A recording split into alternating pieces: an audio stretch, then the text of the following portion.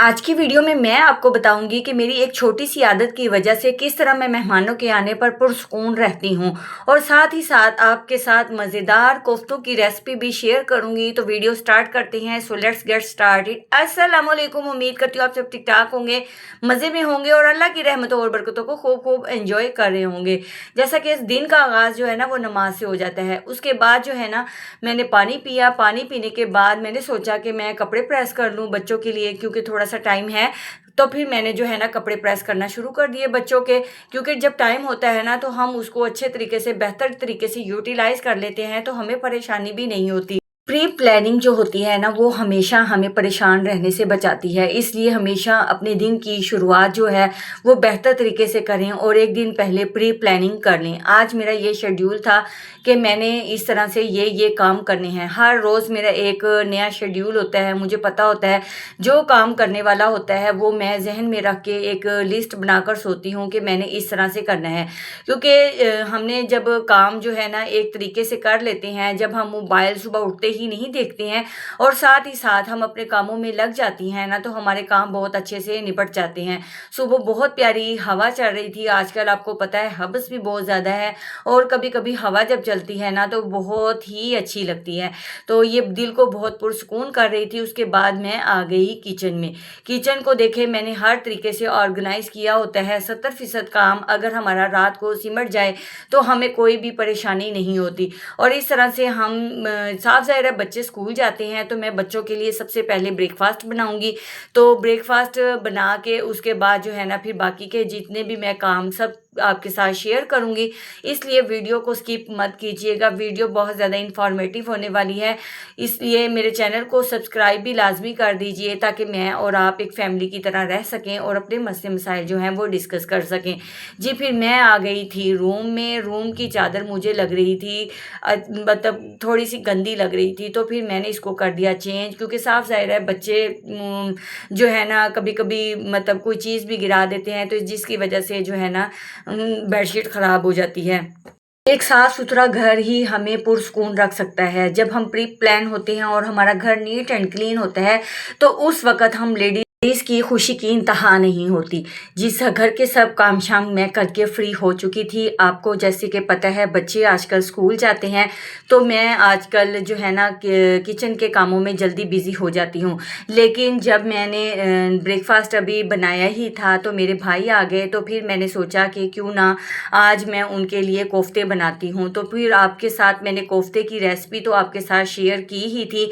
तो फिर जो है ना आज कोफ्ते बनाते हैं। मैं किस तरह से बनाती हूँ वीडियो में लास्ट तक बने रहिए जी। प्याज सोते किए, अदरक लहसुन का पेस्ट ऐड किया, बेसिक स्पाइसेस मैं इसमें ऐड कर दूंगी, टमाटो क्यूब्स ऐड कर दूंगी जो कि आपके साथ शेयर किए थे, और साथ ही साथ दालचीनी का टुकड़ा भी ऐड कर देंगे और इसका फाइन पेस्ट बनने तक इंतज़ार करेंगे। चीज़ें जो हैं वो उसकी जहाँ जहाँ की हैं उन्हें उनकी जगह पे रख देंगे। साफ ज़ाहिर है जब हम चीज़ें साथ साथ उठाते हैं तो फिर परेशानी भी नहीं होती। इसमें साथ साथ ही ना मैं अपने भाई को चाय भी बना के दे रही थी क्योंकि वो आ गए थे, और साथ ही साथ मैं इसमें ना दही फेंट के डाल दूंगी और टमाटर के क्यूब्स मैंने ऐड कर दी हैं। बहुत ज़्यादा थोड़ा थोड़ा पानी ऐड करके मसाला भूनना है। इसके बाद हम जब इसमें कोफ्ते डाल देंगे तो कोफ्ते डालने के बाद 4 से 5 मिनट हमने इसको छेड़ना नहीं है। इस तरह से ये अच्छे से फ्राई हो जाएंगे। मीडियम आंच भी नहीं होनी चाहिए, बिल्कुल लो फ्लेम होनी चाहिए, क्योंकि साफ ज़ाहिर मसाला है वो जल जाएगा।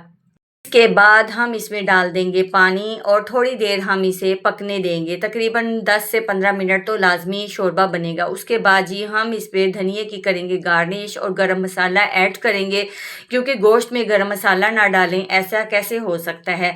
तो इसके बाद जी मैं इसमें मतलब अपने भाई को खाना दे रही थी, तो उसमें जो है ना हम सर्व कर रहे थे। तो इस पे जो है ना मैं थोड़ा सा गरम मसाला इस तरह से स्प्रिंकल करके देती हूँ ताकि और ज़्यादा खूबसूरत लगे और खाने वाले का ज़्यादा दिल करे कि मैंने कोई अच्छी चीज़ खाई है। तो इस तरह से जी आज मौसम जो था वो कुछ इस तरह से था। तो धूप का टाइम था और ये जो मैंने बनाया था खाना, ये लंच मैंने प्रिपेयर किया था मेहमानों के आने के लिए। तो जी कैसा लगा मेरा ये आइडिया आपको?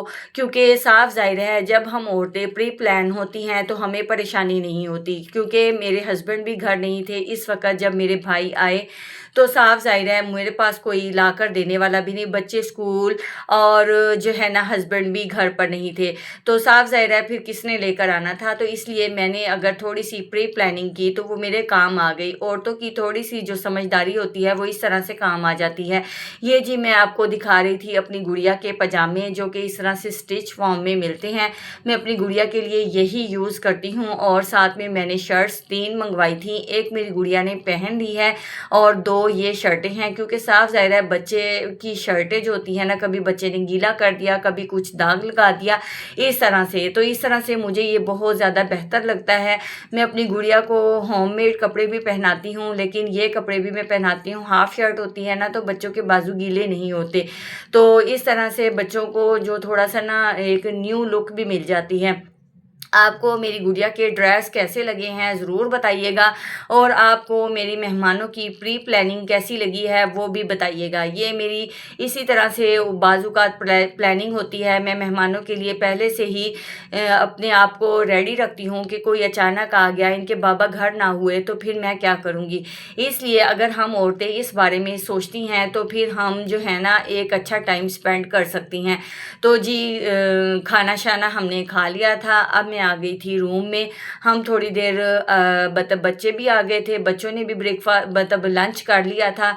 उसके बाद जी भाई ने कहा कि मैं जा रहा हूँ, तो मैंने बोला कि चलें ठीक है, अल्लाह ताला आपको हिफ्ज़-ओ-मान में रखे। उन्हें कोई काम था, उसकी वजह से वो आए थे, लेकिन हमारी थोड़ी प्री प्लानिंग काम आ गई और चादर जी मैंने बदल दी थी। साफ ज़ाहिर है भाई आए थे, तो ये थोड़ी-सी मेरी स्पेशल है चादर, वो थोड़ी-सी ज़्यादा पुरानी हो चुकी है, तो ये भी मैंने जी चेंज कर दी थी। और साफ ज़ाहिर है अगर हम थोड़ी-सी मतलब अपने घर की इज़्ज़त बचाते हैं तो हमारे इसमें शौहर की भी इज़्ज़त होती है, हमारी खुद की भी होती है।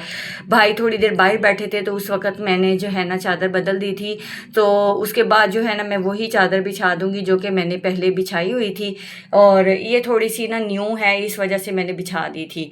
तो दुआओं में मुझे याद रखना है, और आपको मेरी ये प्री प्लानिंग कैसी लगी है ये ज़रूर बताना है, कमेंट में अपनी राय का इज़हार ज़रूर करना है। आपको मेरी वीडियोज़ कैसी लग रही हैं ये भी मुझे ज़रूर बताना है। जी कोफ्तों की रेसिपी आपको कैसी लगी है ये भी ज़रूर बताइएगा, और आप मेरी वीडियो किस शहर और किस सिटी और किस कंट्री से देख रही हैं ज़रूर बताइएगा।